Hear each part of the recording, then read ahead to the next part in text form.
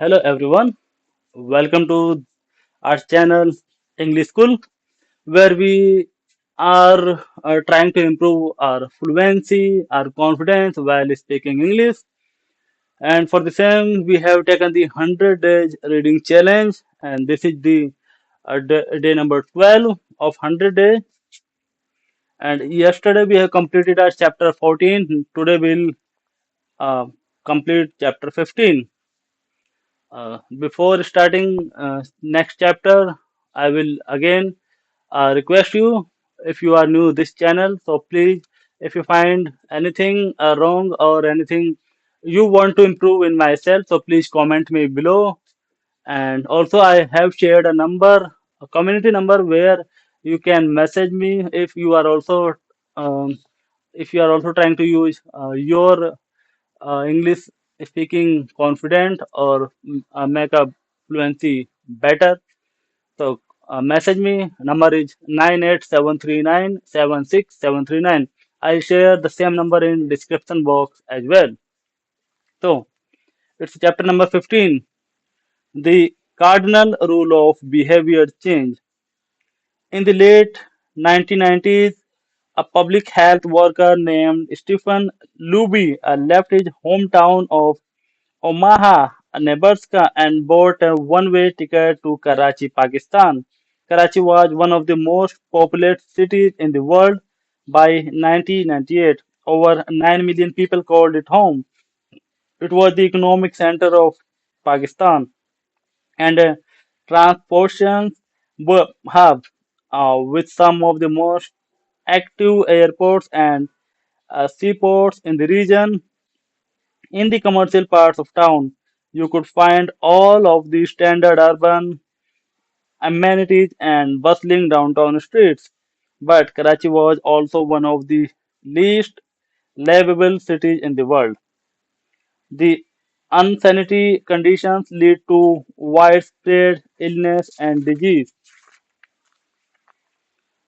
Containment water sources caused epidemic of diarrhea, vomiting, and abdominal pain. Nearly one third of the children living there were malnourished, with so many crammed into such a small space.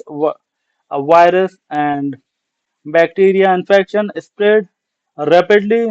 It was this public health crisis and had brought Stephen Luby to Pakistan. And yet, despite this knowledge, many residents were washing their hands in haphazard fashion. Some people would just run their hands under the water quickly, others would only wash one hand. Many would simply forget to wash their hands before preparing food. Everyone said hand washing was important, but few people made a habit out of it. The problem wasn't knowledge, the problem was consistency. In Pakistan, a safeguard was a premium soap. Luby told me the study participants commonly measured how much they liked it. The soap formed easily, and people were able to lather their hands with stud. I see the goal of hand washing promotion not as behavior change but as habit adoption. Luby said, it is a lot easier of people to adopt a product that provides a strong positive sensory signal. For example, the mint taste of toothpaste, then it is to adopt a habit that does not provide pleasurable sensor feedback. The long-term effects were even better. We went back to some of the thousands in Karachi 6 years after. Ruby told me over 95% of households who had been given the soap of free and encouraged to wash their hands had a hand washing station with soap and water available when our study team visited. We are more likely to repeat a behavior when the experiment is satisfying. This is entirely logical. Feelings of pleasure, even minor ones like washing your hand with soap that smell nice and Leathers well are single that tell me the brain. Take the story of chewing gums. Chewing gums had been sold commercially throughout the 1800s, but it wasn't until Wrigley launched in 1891 that it becomes a worldwide habit. Every version were made from relatively bland races, tasty flavors, and the feeling of a fresh mouth provides little bits of immediate reinforcement and made the product satisfying to use. Consumption skyrockets and Wrigley became the largest chewing gum company in the world. Toothpaste had a similar trajectory. Manufacturers enjoyed great success when they added flavors like spearmint, peppermint, and cinnamon to their products. These flavors don't improve the effectiveness of toothpaste. They simply create a clean mouth feel and make the experience of brushing your teeth more pleasurable. My wife actually stopped using Sensodyne because she didn't like the aftertaste. She switched to a brand with a stronger mint flavor, which proved to be more satisfying. Stories like these are evidence of the cardinal rule of behavior change. What is rewarded is repeated, what is punished is avoided. You learn what you do in the future based on what you were rewarded for doing in the past. Positive emotions cultivate habits, and negative emotions destroy them. And how many pages are left? I guess the 15th chapter, a bit of, no, not. Yeah. The mismatch between immediate and delayed rewards. Imagine you are animal roaming the plains of Africa, a giraffe or an elephant or a lion. On any given day, most of your decisions have an immediate impact. You are always thinking about what to eat or where to sleep or how to avoid a predator. You are constantly focused on the present or the very near future. You live in what scientists call an immediate return environment because your action instantly deliver clear and immediate outcomes. The human brain did not evolve for life in a delayed return environment. The earliest remains of modern humans, known as Homo, Homo sapiens, sapiens are approximately 200,000 years old. These were the first humans to behave a brain relatively similar to ours, in particular the neurotox, the newest part of the brain and the region responsible for higher function like language was roughly the same size 200,000 years ago as today. You are walking around with the same hardware as your polytechnic ancestor. It is only recently, during the last 500 years or so, that society has shifted to a predominantly delayed return environment, similar to other animals or the African savanna.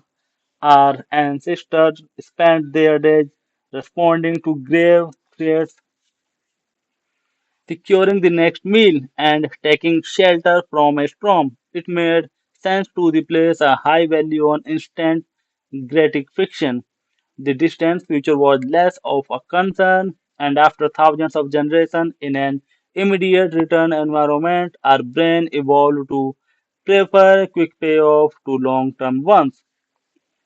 Why would some smoke if they would in ancestor the risk of lung cancer? Why would someone overeat when they know it increase their risk of obesity?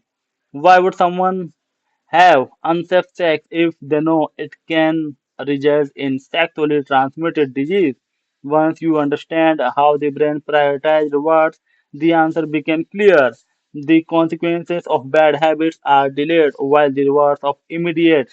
Smoking might kill you in 10 years, but it reduces stress and ease your nicotine cravings now. Overeating is harmful in the long run, but appetizing in the moment, takes safer note, provides pleasure right away. Disease and infections won't show up for days or weeks, even years.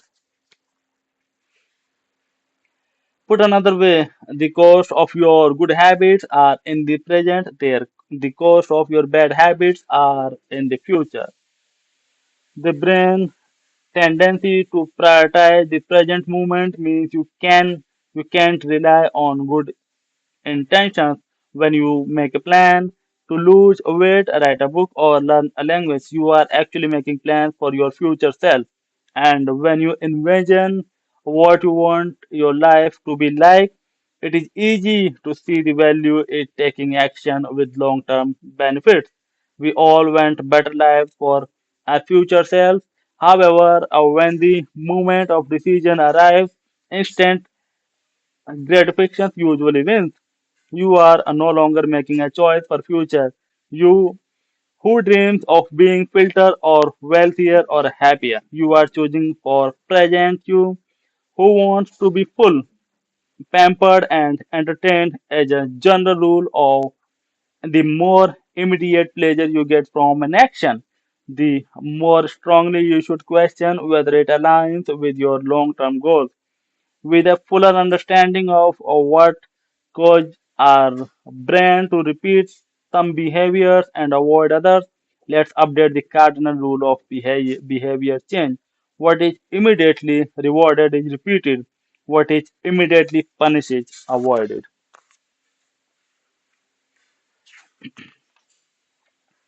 Our preference for instant gratification reveals an important truth about success because of how we are weird. Most people will spend all day chasing quick hits of satisfying satisfaction. The road less traveled is the road of delayed gratification. If you are willing to wait for the rewards, you will face less competition and uh, often a bigger payoff. As the saying goes, the last mile is always the least crowded. Here, the problem most people know that delaying gratification is the wise approach. They want to benefit of good habits, to be healthy, productive, at peace, but those outcomes are seldom top of mind at the deceive movement. Thankfully, it's possible to train yourself to delay gratification, but you need to work with the grain of human nature, not against it. The best way to do this is to add a little bit of immediate pleasure to the habits that plays off in the long run and a little bit of immediate plan to ones that don't. Let me check this chapter number 16. How many pages are there? Two, three, four, five. No, we will finish 17 tomorrow. How to turn instant gratification to your advantage. The vital thing in getting a habit to stuck is to feel successful, even if it's in a small way. The feeling of success is a signal that your habit paid off, that the work was worth the effect. In a perfect world, the rewarded for a good habit is the habit itself. In a real world, good habits tend to feel worthwhile only if they have provided you with something early on. It's all set scaring fine, at least not in any noticeable sense. It's only a month later, once you shed a few pounds or your arm gains some definitions, that it becomes easier to exercise for its own sake. What we're really talking about here when we're discussing immediate rewards is the ending of a behavior, the ending of any expenses, experience is vital because we tend to remember it more than other phase. You want the ending of your habit to be satisfying. The best approach is to use reinforcement, which refers to the process of using an immediate rewards to increase the rate of a behavior habit shaking, which we covered in chapter 5, ties your habit to an immediate cue, which makes it obvious when to start. Reinforcement ties your habit to an immediate reward, which makes it satisfying when you finish. One solution is to turn the situation on its head.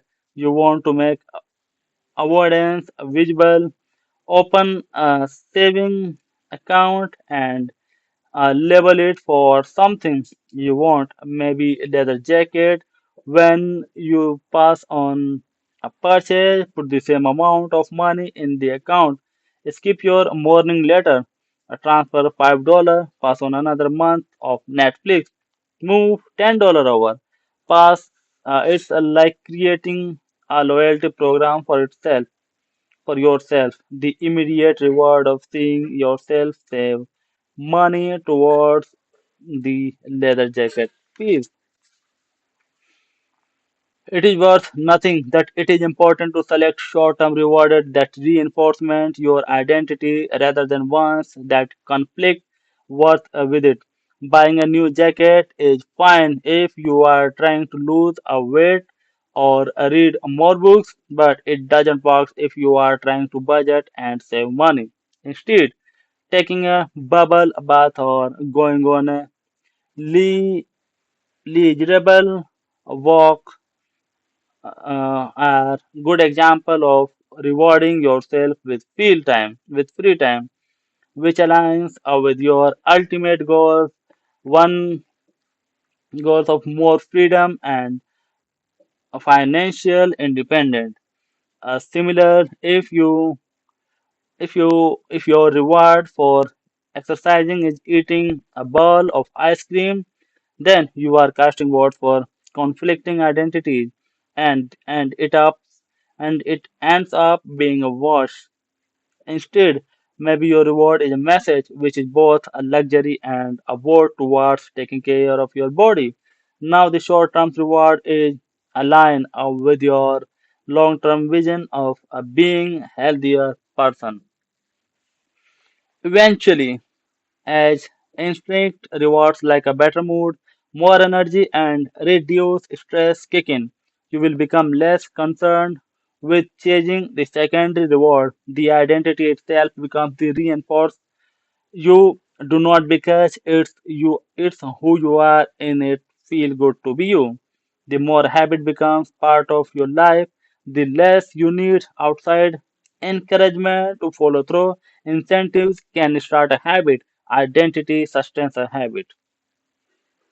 In summary, a habit needs to be enjoyable for it to last. Simple bits of reinforcement like soap that smell great or toothpaste that has a refreshing mint flavor or seeing $50 hit your saving account can, of, can offer the immediate pleasure. You need to enjoy a habit and change is easy when it is enjoyable. So, this is the end of chapter 15. Now, there is a summary of this chapter in 6 bullet points. So, chapter of summary. First point, the fourth law of behavior change is make it satisfying. Second, we are more likely to repeat a behavior when the experience is satisfying. Third, the human brain involved to prioritize immediate rewards over delayed rewards. Fourth, the cardinal rule of behavior change. What is immediately rewarded is repeated. What is immediately punished is avoided. And um, fifth is the first three laws of behavior change. Make it obvious, make it attractive, make it easy. Increase the odds that a behavior will be performed this time. The fourth law of behavior change. Make it satisfying. Increase the odds that a behavior will be repeated next time. So, guys, we have completed our chapter 15. Tomorrow we'll complete chapter 16.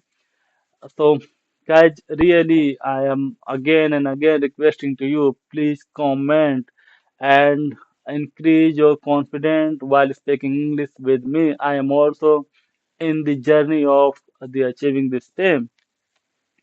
And for the same, if you want to speak or want to connect to me and like um, other people yourself who are also trying to improve, so please, I am making a community where we can learn each other. And community number is 98739767739. Message me on WhatsApp. I'll definitely connect with you and I'll discuss how and when and how we can improve our fluency. So, um, goodbye for the day. We'll again meet tomorrow. Thank you, guys.